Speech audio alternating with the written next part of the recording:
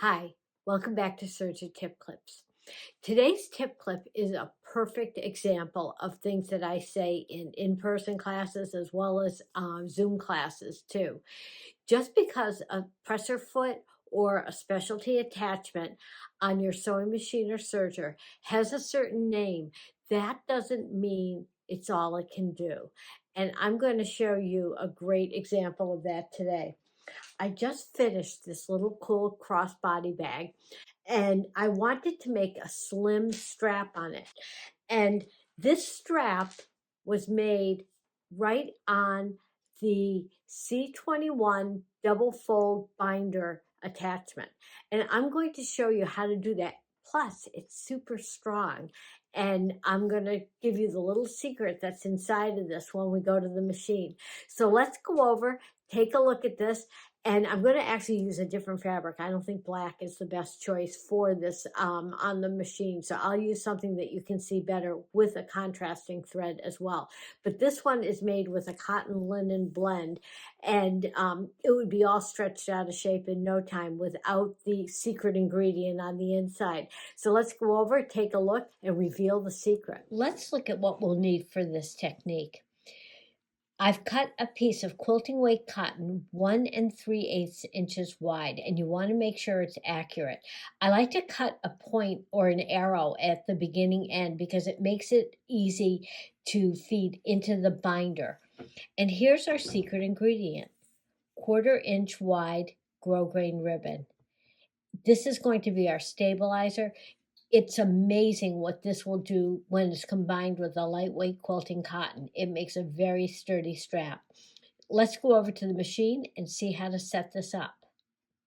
The machine is set up for stitch number 24, which is a 3-thread narrow cover stitch using the center and right chain needles and threaded my chain looper. I've brought the stitch length up a couple of ticks from the default 3.5 up to 3.7 because you'll see we're going to go through 5 layers of fabric. And I think the extra length looks good. Also, right underneath here, I have my trim bin on, which I typically don't have when I'm using cover chain stitch mode. But I have my reel of ribbon in there, so it's easy just to leave it there and it will feed along fine without me having to hold on to it. It's just one less thing to have to manage. So I have got this set up. Now, for positioning with the center and right needles, this is a matter of preference of where you want your stitching to be on your strap. But I find that if the right edge of the mouth of the binder is just a tiny bit to the left of where the feed dog track is on the right hand side, I think that will get my fabric in the right position. One of the many great features about this binder is that it pivots in and out so that I can easily insert the binding strip. It's wrong sides facing me, and I have the little point going through first, makes it easy to feed through. And I have my tweezers to pull it, and I can see it starting to peek out. And you'll see, I don't know if you can see it quite from this angle, but the double fold is starting to form right here. So I'm going to just pivot this right back in. And here's a tip also on that. Push it all the way until it stops and can't move forward anymore. That way you know it will remain stable while you're stitching. I'll put the presser foot up, get my threads out of the way. I am going to readjust this so that you can see what I'm doing. I'm going to bring this under the needle so that we can start stitching in the fabric the way you usually do when you're starting cover stitching.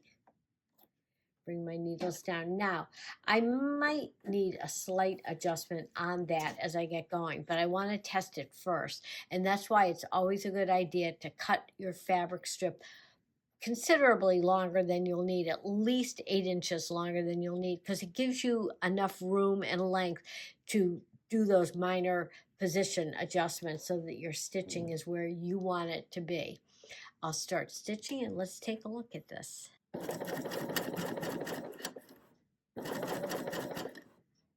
think I'm happy with where that stitching is.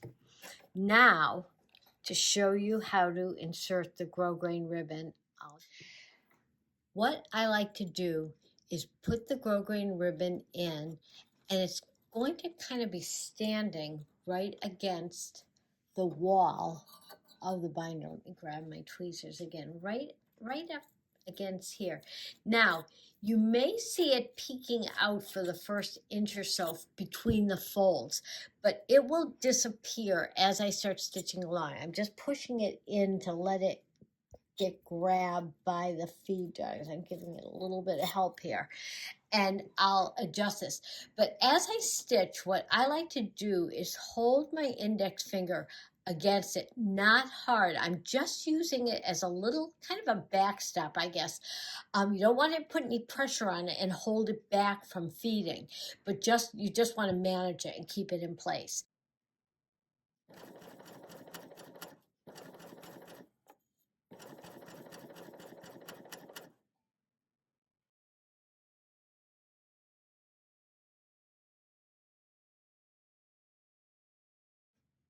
And here's a good shot where you can just see I'm at the end of my binding strip, and here's the ribbon that fed through. So I can pivot this out of the way, give the ribbon a cut, and just finish chaining off on it. Good. And let's take a look at how this looks.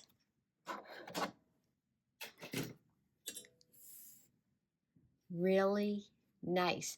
Now, you see the underside of the binding in this application, because that would be on the inside of a garment or whatever you're binding the edge of, and you wouldn't see it at all.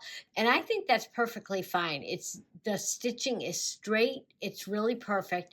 And if I had matching or coordinating color thread in there, it would look perfectly acceptable, as it does on the black fabric. I have another little piece of that left right here, so let me just show you what that looks like. Hard to see, but you get the idea that with matching thread, it's perfectly fine. And that will make a nice sturdy strap. There's no way that's ever going to stretch with the grosgrain ribbon, and you don't see it at all on the whole length of it. Thanks for joining me today. As always, if you have any questions or comments, leave them below. I'll get back to you quickly with an answer. And if you haven't subscribed yet, click the little bell and you'll receive a notice when I post a new tip clip. Happy sewing and serging. See you again soon.